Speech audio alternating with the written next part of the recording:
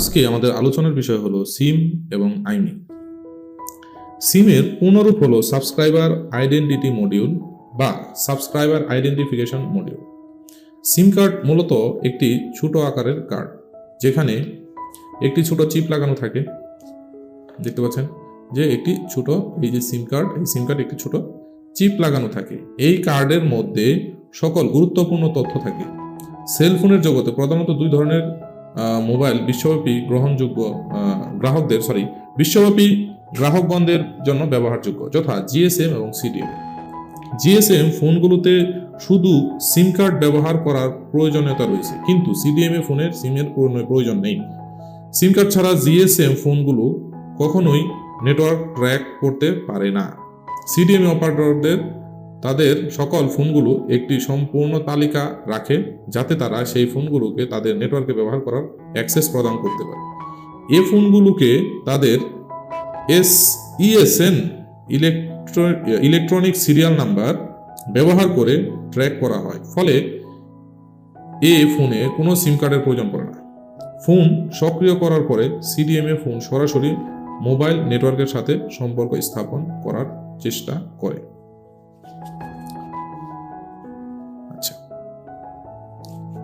আমেরিকাতে প্রায় বেশিরভাগ মোবাইল অপারেটর সিডিএম ভিত্তিক সেবা প্রদান করে থাকে, তবে কোনো মোবাইল অপারেটর একসাথে সিডিএম এবং জিএসএম উভয় সেবা প্রদান করে। আমেরিকাতে সিডিএম সেবা দেওয়া হলেও বিশ্বব্যাপী জিএসএম সবচেয়ে বেশি জনপ্রিয়। এমনকি বাংলাদেশ মোবাইল অপারেটর সিটিসেল প্রধানত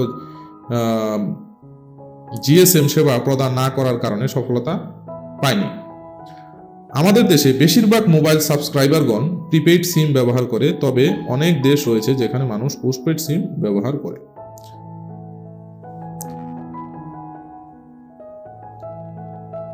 আচ্ছা, সিম কার্ডের কিছু ব্যাখ্যা আমি আপনাদেরকে দিচ্ছি। সিম কার্ডের মধ্যে অনেক গুরুত্বপূর্ণ ডাটা থাকে, তার মধ্যে প্রধান হলো IMEI, international mobile subscriber identity, এবং একটি অথেন্টিকেশন কি। অথেন্টিকেশন কি আপনার মোবাইল অপারেটরে প্রদান করে থাকে।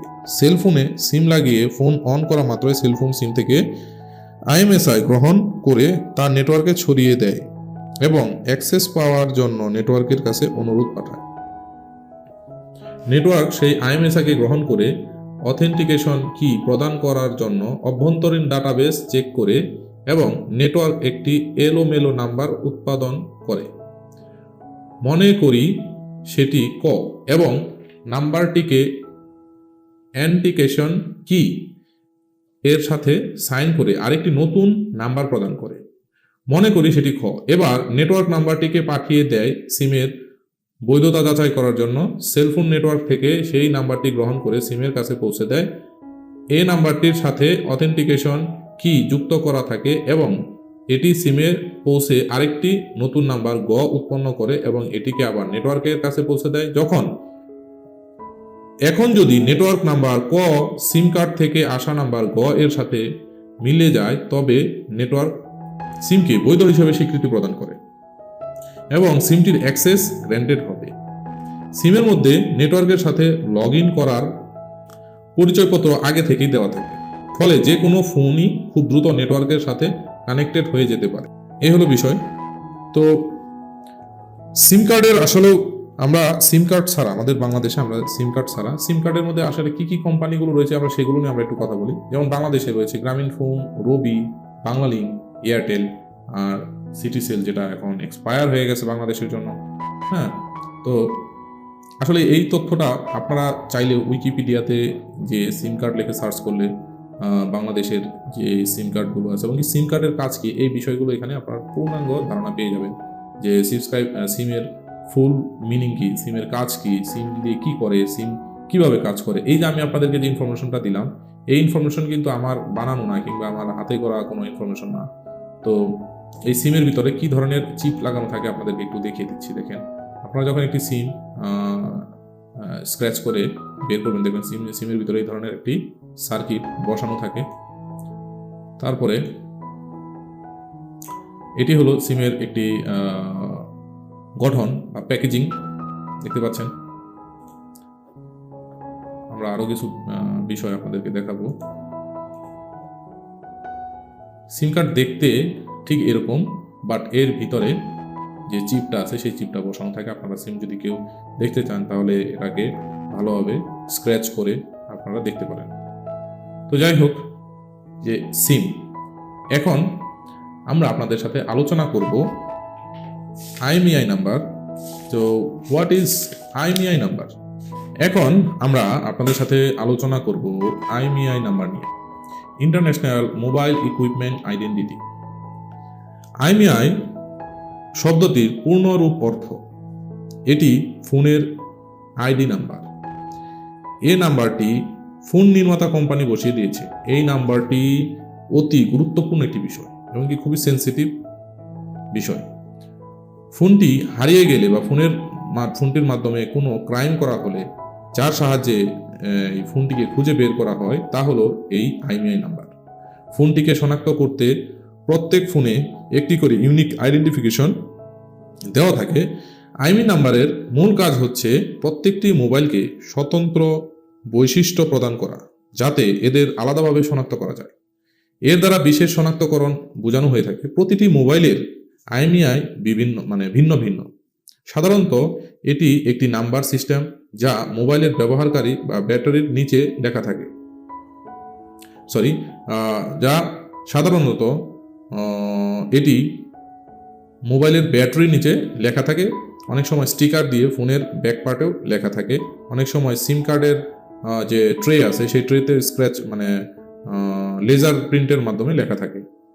আর মোবাইল থেকে IMEI কিভাবে চেক করবেন? IMEI চেক করার জন্য ভেরি সিম্পল, আপনাকে *#06# ডায়াল করে IMEI চেক করতে হবে। বিভিন্ন IMEI থাকার কারণে মোবাইল ফোনকে সহজেই শনাক্ত করা যায়। যেমন কেউ মোবাইল বিষয়ক কোনো অপরাধ করলে তাকে ধরতে খুব সহজ হয়।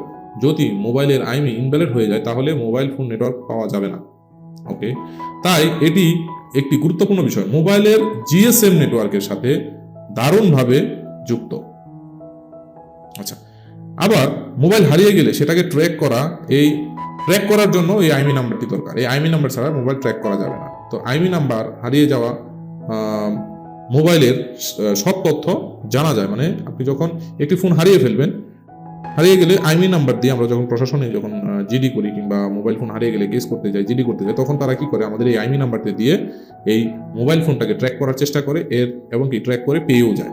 এতে চুর ধরতে এবং মোবাইল উদ্ধার করা সম্ভব হয়। তাই সকলে মোবাইল ফোনের IMEI নাম্বারটি গুরুত্বপূর্ণ কোথাও সেভ করে রাখতে হবে। তো কিভাবে আমরা IMEI নাম্বারটা চেক করব?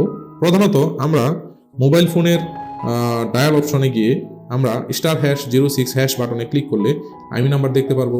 অথবা আমরা যদি এই IMEI নাম্বারটি অ্যাবাউটের ভিতরে যান, প্রত্যেকের মোবাইলের জেনারেল সেটিং অ্যাবাউটের ভিতরে গিয়ে আপনি IMEI নাম্বার লেখা দেখতে পারবেন।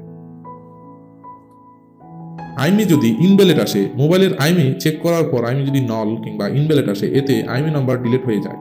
ফলে মোবাইল ফোনে নেটওয়ার্ক আসবে না। আবার অনেক ফোনগুলোতে, যেমন চাইনিজ ফোনগুলোতে, নেটওয়ার্ক চলে আসতেও পারে। তবে এই ক্ষেত্রে মোস্ট অফ দ্য ক্ষেত্রেই সিম সাপোর্ট করে না। তো সেই ক্ষেত্রে আর আপনার ফোনের যদি ওয়ারেন্টি থাকে সেই ক্ষেত্রে আপনি কাস্টমার কেয়ারে নিয়ে যেতে পারেন, কিংবা IMEI রিপেয়ার করাটা আইনত দণ্ডনীয় অপরাধ। তো এই ধরনের কোনো কাজ আপনারা করবেন না। কেউ যদি কোনো ধরনের IMEI রিলেটেড কোনো প্রবলেম ফেস করেন, তো সেই ক্ষেত্রে নর্মালি কাস্টমার কেয়ার, অথরাইজ যে কাস্টমার কেয়ার, সেখান থেকে এটি রিপেয়ার করাটা শ্রেয়। আর যেহেতু IMEI চেঞ্জ কিংবা রিপেয়ার টোটালি আইনত দণ্ডনীয় অপরাধ, তো এই ধরনের অপরাধ আমরা করব না। তো এই বিষয়গুলো মাথায় রাখতে হবে। তো IMEI নাম্বার মূলত কোথায় থাকে চলুন আমরা আপনাদেরকে একটি ফোনের মাধ্যমে দেখিয়ে দিচ্ছি। যেমন দেখেন, এই মোবাইল ফোনটির পিছনে স্টিকারের উপরে IMEI নাম্বার লেখা আছে। ঠিক এরকম IMEI নাম্বার থাকবে। IMEI নাম্বার এখনকার যে IMEI নাম্বারগুলো আছে, মোস্ট অফ দ্য IMEI নাম্বারে 3, 5 ... এটা দিয়ে শুরু হয়। আবার অনেক IMEI নাম্বার 0, 1, 2 ... দিয়ে শুরু হতে পারে।